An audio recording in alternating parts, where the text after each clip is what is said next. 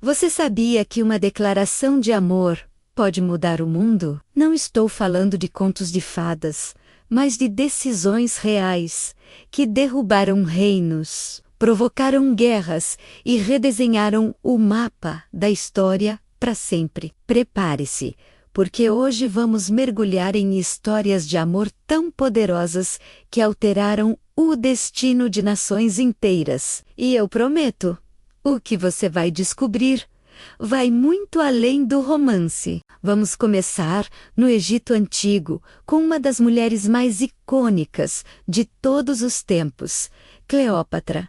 Ela não era apenas uma rainha, era uma estrategista brilhante. Quando ela se apaixonou por Marco Antônio, um dos generais mais poderosos de Roma, não foi apenas uma paixão avassaladora. Foi uma aliança política que desafiou o próprio Império Romano. Juntos, eles sonhavam em criar um Império Oriental, com Alexandria como sua capital. Essa parceria uniu o poder militar de Roma com a riqueza inesgotável do Egito.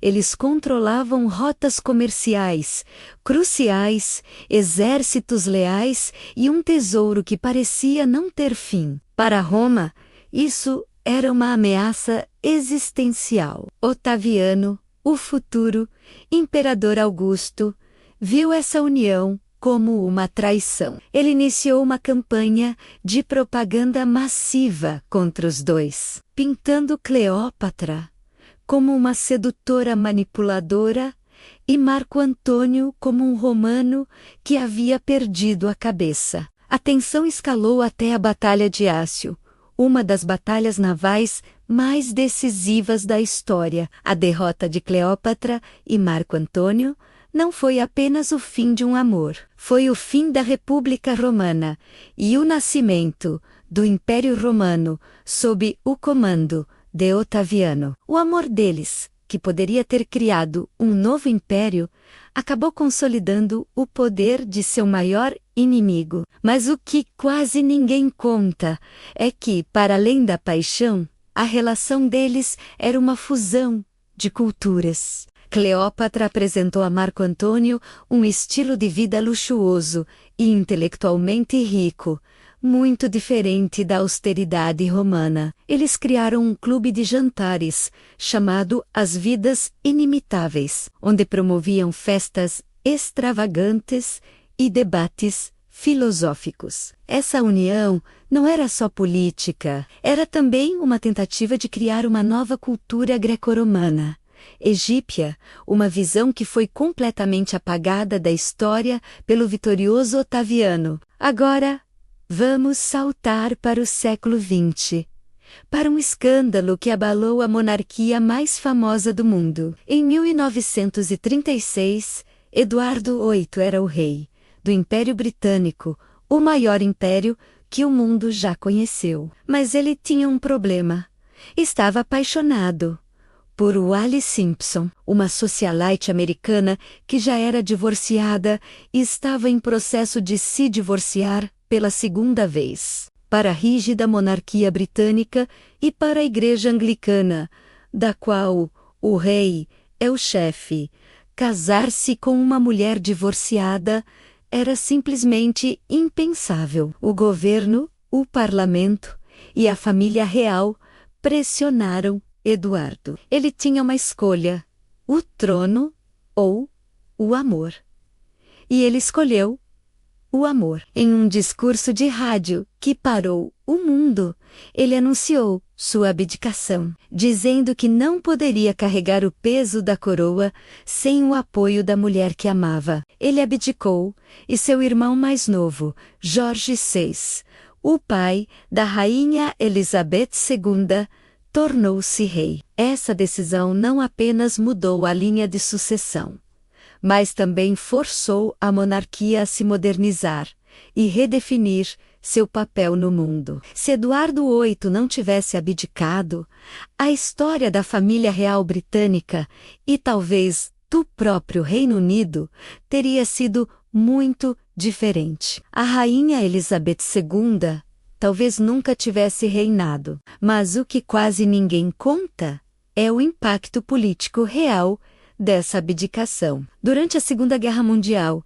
Eduardo e Wallis, agora Duque e Duquesa de Windsor, demonstraram simpatia pela Alemanha nazista. Há registros de que eles se encontraram com Hitler. E muitos historiadores acreditam que se Eduardo tivesse permanecido no trono, ele poderia ter buscado uma paz negociada com a Alemanha, o que mudaria completamente o curso da guerra. Sua abdicação não foi apenas uma crise romântica, foi um evento que, indiretamente, garantiu a liderança firme do Reino Unido contra o nazismo sob o governo de Churchill e do rei Jorge VI.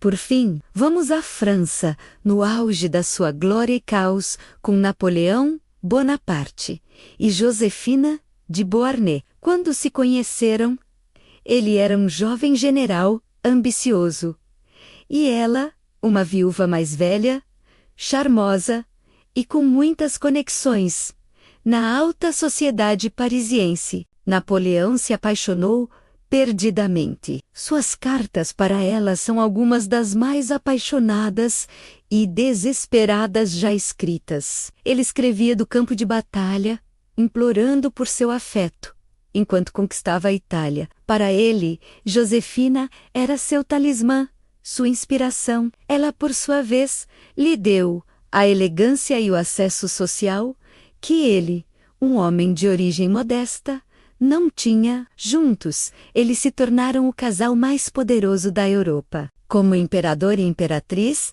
eles definiram um novo estilo de arte, moda e cultura conhecido como o estilo império. Josefina era um ícone da moda, e o luxo de sua corte ajudou a reativar a economia francesa. A influência deles foi imensa. No entanto, havia um problema que nenhuma vitória militar poderia resolver. Josefina não conseguia dar a Napoleão um herdeiro. Pressionado pela necessidade de garantir a continuidade de sua dinastia, Napoleão tomou a decisão mais dolorosa de sua vida. Ele se divorciou de Josefina, mesmo ainda a amando profundamente. Ele se casou com uma princesa austríaca, que lhe deu um filho, mas seu império já estava começando a ruir. Muitos dizem que, ao se separar de Josefina, ele perdeu sua estrela da sorte. O divórcio marcou o início do fim para Napoleão. Seu poder começou a diminuir, culminando em sua derrota em Waterloo. Mas o que quase ninguém conta é o legado botânico e científico de Josefina. Enquanto Napoleão conquistava territórios, ela criava um dos jardins mais extraordinários do mundo, no Château de Malmaison. Ela patrocinou expedições científicas e introduziu centenas de novas espécies de plantas na Europa, incluindo muitas variedades de rosas que são cultivadas até hoje. Ela não foi apenas uma imperatriz consorte, foi uma patrona das ciências e das artes, cujo impacto vai muito além da moda e da política. Seu legado floresce, literalmente, até hoje em jardins, ao redor do mundo. De Cleópatra a Napoleão, passando pela monarquia britânica. Essas histórias nos mostram algo fundamental. O amor nunca foi apenas um sentimento. Em certos momentos da história, e nas mãos de certas pessoas, ele sempre foi poder. Poder para criar alianças, para desafiar impérios, para abdicar de um trono, ou para inspirar a conquista de um continente. O amor, com toda sua paixão e vulnerabilidade, tem sido uma das forças mais imprevisíveis e transformadoras da história humana. E agora eu quero saber de você, se pudesse escolher, qual dessas histórias de amor você viveria? A aliança poderosa de Cleópatra, a renúncia de Eduardo VIII ou a paixão inspiradora de Napoleão? Comenta aqui embaixo qual delas mais te fascinou. E se você gostou de viajar pela história com a gente, não se esqueça de deixar o seu like, se inscrever no canal e ativar o sininho para não perder os próximos vídeos. Obrigado por assistir e até a próxima!